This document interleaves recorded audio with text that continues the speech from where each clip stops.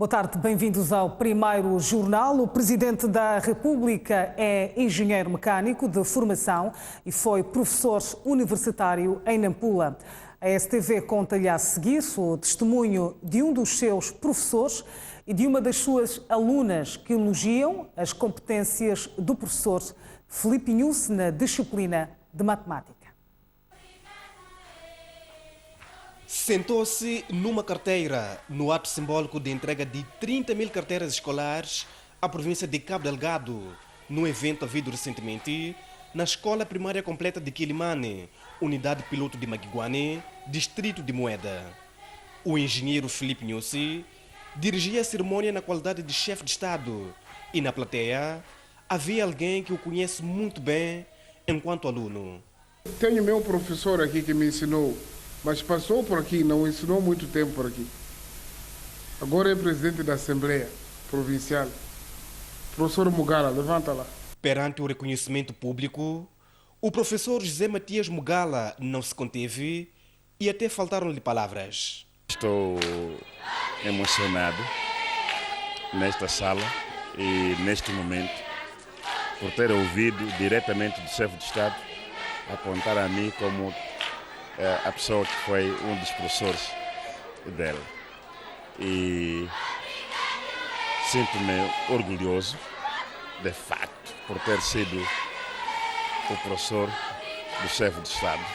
A ligação entre o professor Mugala e o então aluno Filipe Jacinto Inhusse foi no exterior e, como um bom professor, ainda lembra-se muito bem dos detalhes. Quarta classe no exterior, no centro de Tundura, em Tanzânia. Como descreve? Como é que era? Que aluno é? Brilhante, obediente, trabalhador, respeitador. No mesmo evento, estava a diretora provincial da Educação em Cabo Delgado, que foi aluna do engenheiro Filipe Inhusse na Universidade Pedagógica, delegação de Nampula. Quando se fundou em Nampula o curso de Ciências Naturais e Matemática, tivemos o nosso professor, neste momento, que é o nosso presidente da República, o engenheiro Filipe Jacinto Inhusse, para as várias cadeiras, lógica matemática, análise matemática. Tivemos lógica 1, lógica 2, lógica 3 e análise matemática como nosso docente na altura. Quando estão na escola sempre são alegres e contentes ou zangam? E destaca as competências Há de um meninos que batem professor outro. rigoroso e muito cooperativo. A nossa universidade estava desprovida de algum material didático, é o caso de livros. Na altura o nosso professor trazia os livros e nos emprestava. E nos ensinava que devíamos sempre partilhar, emprestar os outros. E ele trazia, deixava conosco e nós depois devolvíamos. Uma história que une 3 pessoas e salienta a importância de uma figura muito importante na sociedade, o professor. E hoje, 12 de outubro, é o Dia do Professor. A Vice-Ministra da Agricultura e Segurança Alimentar considera que a Fundação HK no país é um parceiro estratégico para o desenvolvimento social dos moçambicanos. Luísa Meca interveio na noite de ontem na recepção por ocasião do Dia do Imamate da Sua Alteza HK. Lá se vão 20 anos desde que o governo e a Fundação HK assinaram um acordo global de cariz diplomático. Como que fazendo uma avaliação daquela instituição no país, a vice-ministra da Agricultura e Segurança Alimentar afirmou que ao longo das 2 décadas a rede HK tem se revelado um grande parceiro no processo de desenvolvimento nacional. A HK tem sido uma parceria estratégica do governo de Moçambique ao contribuir para a geração de mais de 1.100 empregos e por desenvolver projetos que beneficiam mais de 200 mil moçambicanos em todo o território nacional. A representar a rede HK para o desenvolvimento em Moçambique, numa cerimônia que contou com a presença do corpo diplomático e várias personalidades nacionais, interveio Nazim Ahmad, que falou dos projetos da sua instituição no país. Na área social, faço referência, independentemente, nós temos o hotel, na área digamos, económica, o Hotel Plana, também temos o Mostex, mas eu vou fazer referência à área social. Gostaria de dar um enfoque a 2 projetos ao Instituto Agrário de Bilibiza, no distrito de Kisanga, na província de Cabo Delgado, e a Academia HK, na cidade de Matola, da província de Maputo. O Instituto Agrário Bilibiza é uma escola secundária de formação vocacional, atualmente com cerca de 500 alunos e mais de 2 dezenas de professores. O objetivo é de tornar o Instituto Agrário de Bilibiza uma entidade educacional de referência regional para a excelência do ensino e impacto. Nazim Ahmad e Luísa Mek intervieram numa recepção por ocasião do Dia do Imanat de Sua Alteza Aga Khan, o mesmo que dia da instituição do Guia Espiritual da Comunidade Ismail Mundial. Mais de 200 milhões de dólares deverão ser investidos na cidade de Maputo para a viabilização do projeto de polo de atração turística na baixa da capital moçambicana. O valor destina-se à reabilitação de infraestruturas público-privadas. A capital moçambicana recebe em média 40 mil turistas que atracam no porto de Maputo. De olhos nesse fluxo de entrada, através de viagens anuais de cruzeiros, de negócios e lazer, o governo e o setor privado já fazem contas para rentabilizar o negócio. Foi criado um grupo de trabalho que integra o setor privado, o setor público e todos aqueles que intervêm para o desenvolvimento da baixa da cidade de Maputo. Já existem projetos a decorrer no porto, a reabilitação do porto para receber cruzeiros. A Idilidade fez um levantamento preliminar dos custos necessários para viabilizar o projeto, com a maior parte do valor a ser desembolsado pelo setor privado, segundo o vereador das atividades econômicas do Conselho Municipal da cidade de Maputo. A intervenção mínima estimada para o desenvolvimento ou melhoria das infraestruturas básicas, entre outras, está estimada em cerca de 220 milhões de dólares. As ruínas da capital serão um ponto atrativo a considerar, sendo que, para tal, a Idilidade deverá aplicar algumas taxas bonificadas. Isenções de algumas taxas de aprovação dos seus projetos, se estes estiverem alinhados com aquilo que é o plano de requalificação da Baixa. A concessionária do Porto de Maputo, MPDC, refere que está a desenvolver uma séria modernização das suas infraestruturas portuárias para receber turistas. O Porto de Maputo já iniciou alguns projetos no âmbito do turismo. Nós temos um terminal de passageiros que já está construído. O primeiro cruzeiro desta época chega no dia 22 de novembro e os passageiros já serão recebidos neste novo terminal. Estas declarações foram proferidas esta sexta-feira em Maputo, a quando do segundo workshop de auscultação e sobre a definição das prioridades da criação do polo de atração turística. Há cada vez mais pessoas a passar fome em Moçambique, de acordo com o mais recente índice global da fome. De acordo com este relatório, o país caiu 4 posições das 119 possíveis, ocupando agora a posição 102. O índice global da fome deste ano revela que o país caiu 4 posições de 2010 a 2018, ou seja, Moçambique passou da posição 98 para 102 numa lista de 119 países analisados. O relatório publicado esta quinta-feira, compilado também pela organização irlandesa Concern Worldwide e pelo Instituto Internacional de Investigação sobre Políticas Alimentares, indica que o país tem 30,5 pontos, um valor considerado sério e que significa que há um número elevado de pessoas que passam fome no país. Este relatório aponta ainda que cerca de 821 milhões de pessoas passam fome em todo o mundo e alerta que, se não forem feitos esforços, quase 50 países poderão não erradicar a fome até 2030. Para chegar a estas conclusões, o estudo anual calcula o índice de fome com base nos dados consolidados mais atuais relativos a 4 indicadores: sobrenutrição, caquexia infantil, neste caso o grau de extremo enfraquecimento e emagrecimento, e ainda o atraso no crescimento e mortalidade infantil. Para calcular os valores para 2018, as organizações compilaram dados internacionais relativos à subnutrição no período de 2015 a 2017. Os dados sobre o retardo do crescimento e a caquexia levaram em consideração o período entre 2013 e 2017. Com os dados mais atuais disponíveis e a mortalidade infantil levou em conta os dados de 2016. Mais de 100 jovens vendedores do mercado 38 milímetros na cidade de Chimoio acabam de ser capacitados em matéria de gestão de negócios. Pretende-se com a iniciativa que os beneficiários capitalizem recursos financeiros e que sejam capazes de contribuir para o Instituto Nacional de Segurança Social. Maior parte dos jovens que pautam por vender nos mercados olha para a atividade como último recurso devido à falta de oportunidade de emprego.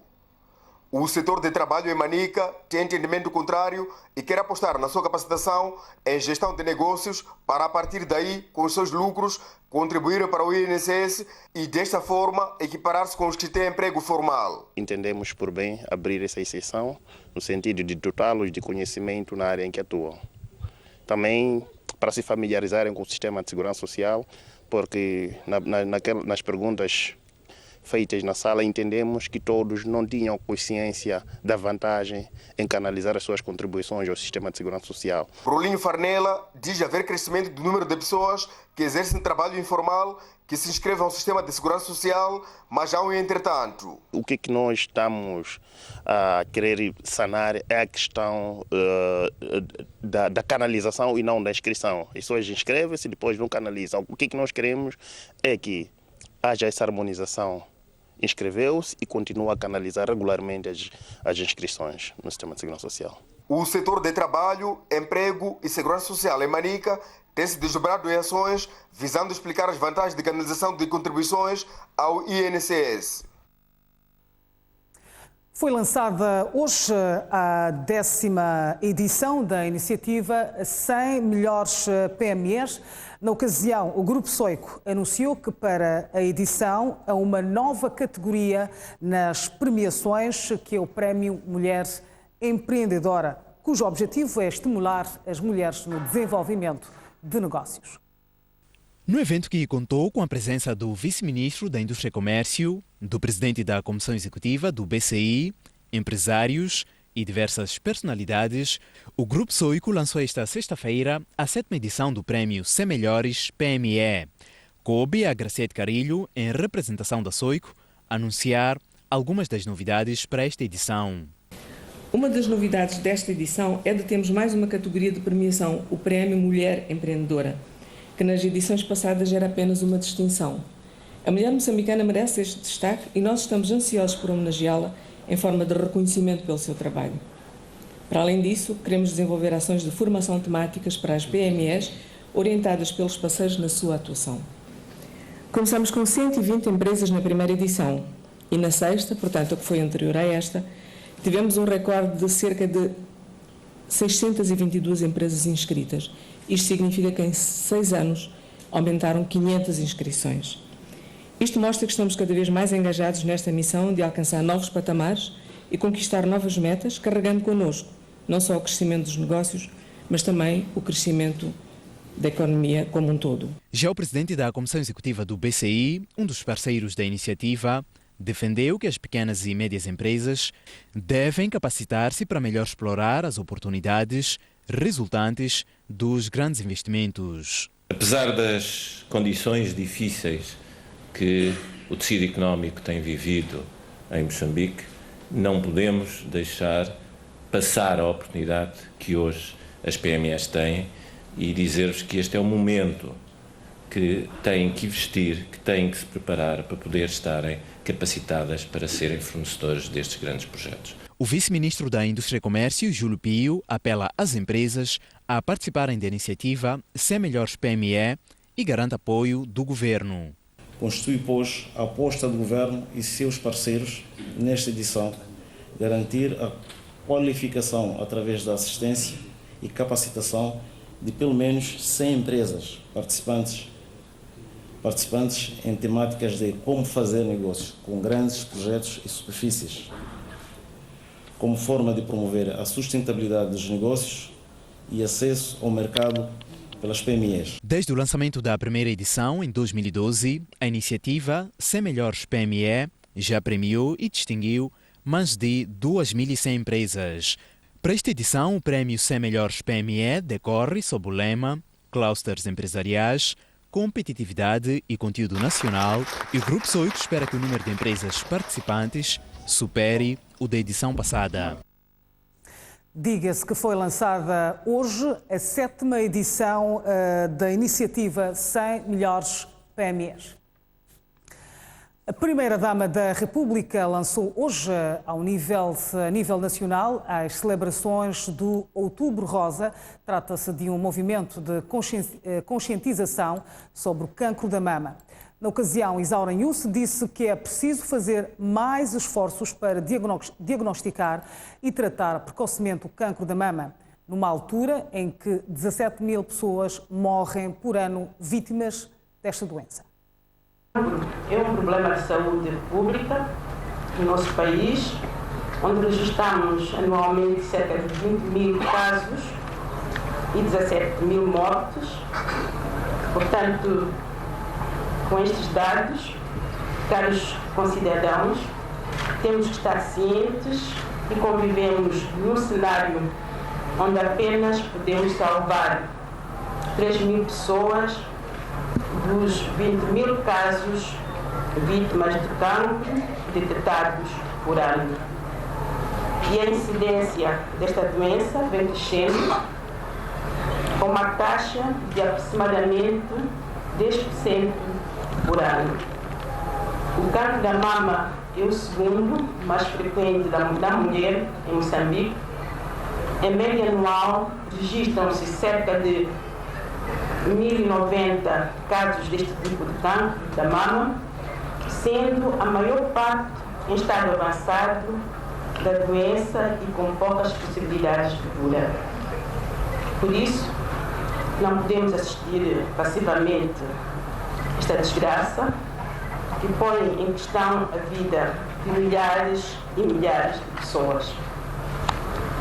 Minhas senhoras e meus senhores, este ano fazemos o lançamento das atividades do Outubro Rosa, numa altura em que, ao nível do nosso país, assim como ao nível global, continuam preocupantes as estatísticas sobre o cancro. A seguir vamos acompanhar as notícias relacionadas às eleições de 10 de outubro.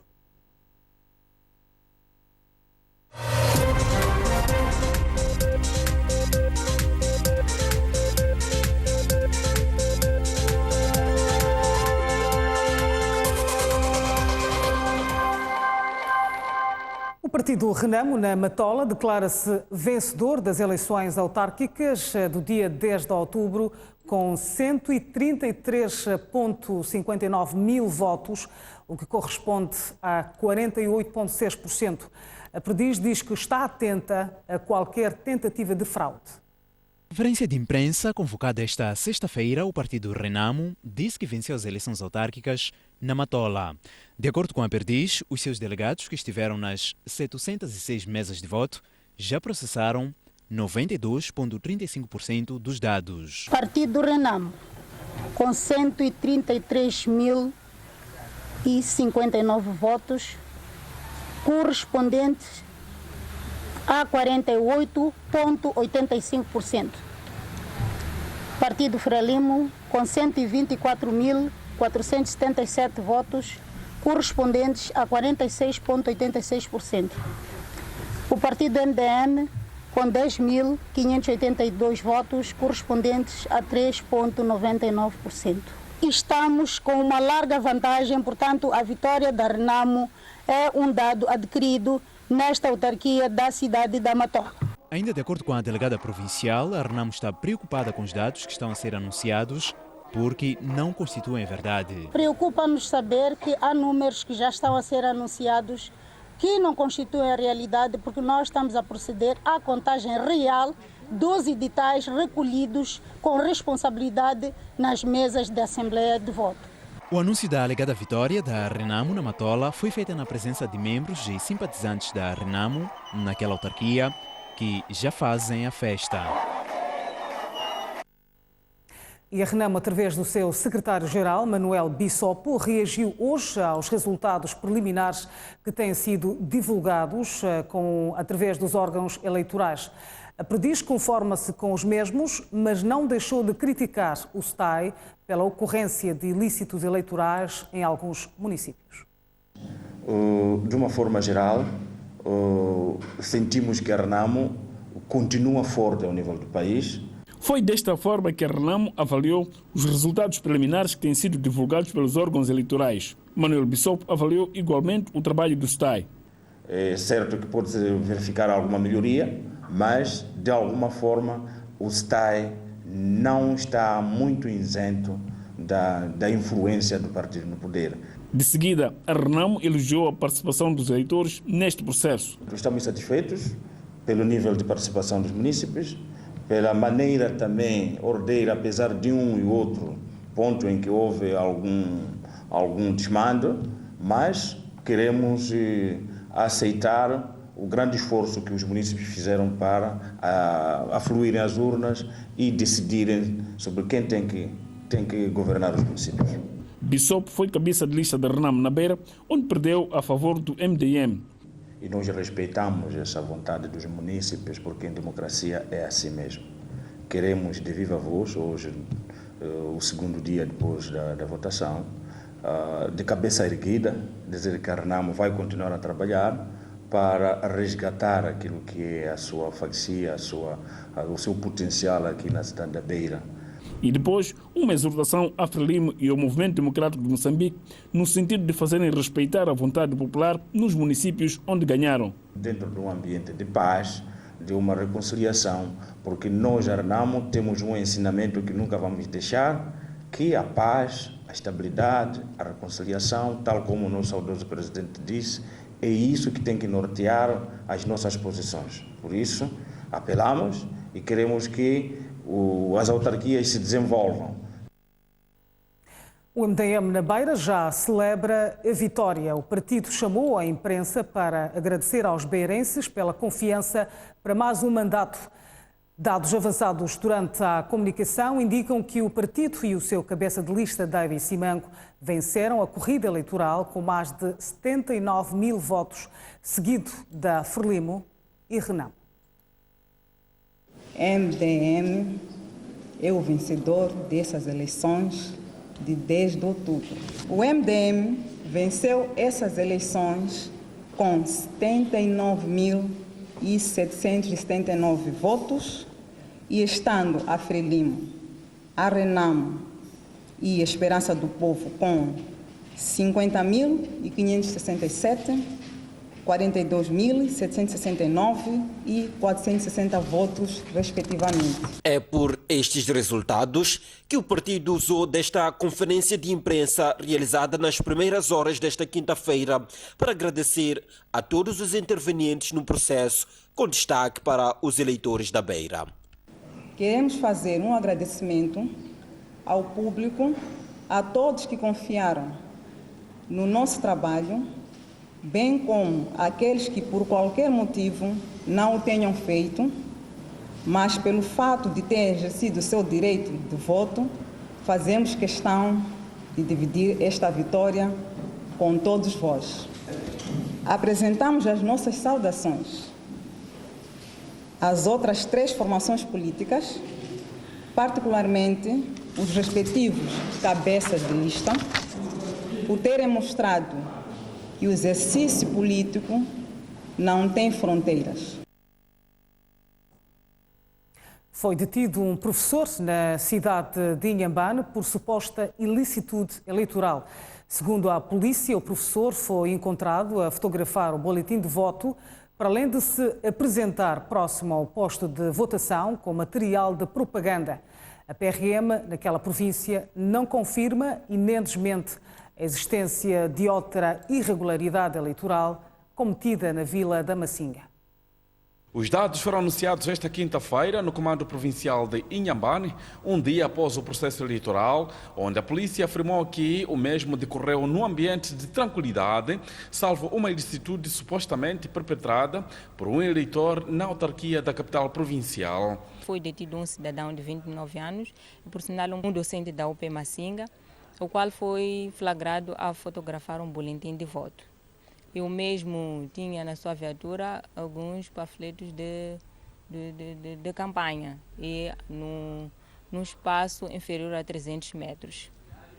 Esse ilícito decorreu na escola primária de Inhaguiúa, a nível da cidade de Inhambane. Sobre a alegada detenção do presidente da mesa da Assembleia de Voto no distrito da Massinga, o Comando Provincial não confirmou e nem refutou a ocorrência, onde tal indivíduo é acusado de ter sido flagrado a entregar mais de um boletim de voto a alguns eleitores. Ainda não temos conhecimento e vamos nos informar melhor dos colegas que encontram-se no terreno e vamos comunicar no caso de tivermos conhecimento. Apesar de estar em divulgação parcial dos resultados de votação, a polícia apela à população a não pautar pela precipitação.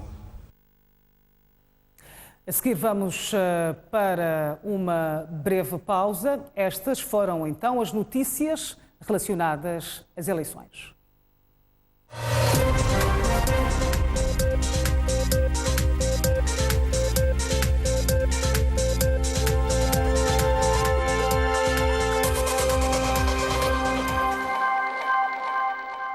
Até já.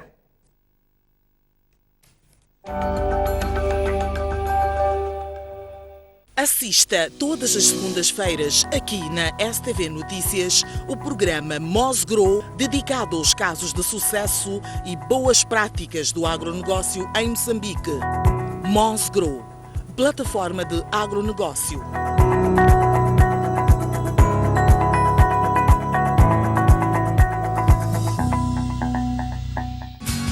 Quer se manter informado sobre Moçambique e o mundo onde quer que esteja? Baixe já o aplicativo O País na Play Store ou App Store do seu telemóvel ou tablet e tenha acesso direto ao nosso site. Com este aplicativo, você terá a informação em primeira mão através das nossas notificações e pode também ter acesso ao jornal em formato digital, assim como acompanhar as nossas transmissões em direto. O País. A verdade como notícia. A magia das palavras regressa à sua televisão com o Entre Letras. Mais um Entre Letras, caros telespectadores, sejam bem-vindos. Não deixe de acompanhar a reposição de uma série de entrevistas com grandes autores da literatura moçambicana. E o que se passa é que o mundo é uma decifração. É importante nós nos cultivarmos, mas ao mesmo tempo é através do texto literário que se ensina a língua, um instrumento fundamental. A grandeza de alguém só se vê depois de morrer e dá um valor a si mesmos. A leitura dos livros dele era sempre prazerosa. Todos os domingos, às 12 horas, aqui na STV Notícias. No mundo dos homens, elas também têm uma opinião. A questão da impunidade é muito séria. De facto, não estamos a perceber o que é que está a acontecer. Se nós não resolvemos este problema... Elas confrontam as ideias. Encontrar os autores e bem jeito. Em todo o mundo é assim. Agora temos eleições autárquicas. É momento de rompermos com isso. Eu não concordo com a Fátima. Elas questionam as decisões. Estas pessoas, quem é que as controla? Aonde é que elas estão? Viraram empresários? Como é que funciona? Elas propõem saídas sem filtros nem meias verdades. A liberdade de se sentir bem. Criar uma nova ordem social. A consolidação da paz e a construção do país. Opinião no feminino. Aqui, elas mandam.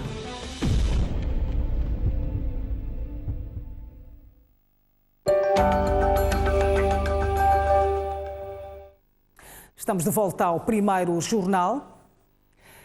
O internacional moçambicano Reginaldo Faifo já se juntou aos trabalhos da Seleção Nacional de Futebol, que prepara o jogo com a Namíbia, inserido na terceira jornada de qualificação ao CAN 2019. Abel Xavier já tem disponíveis todos os convocados.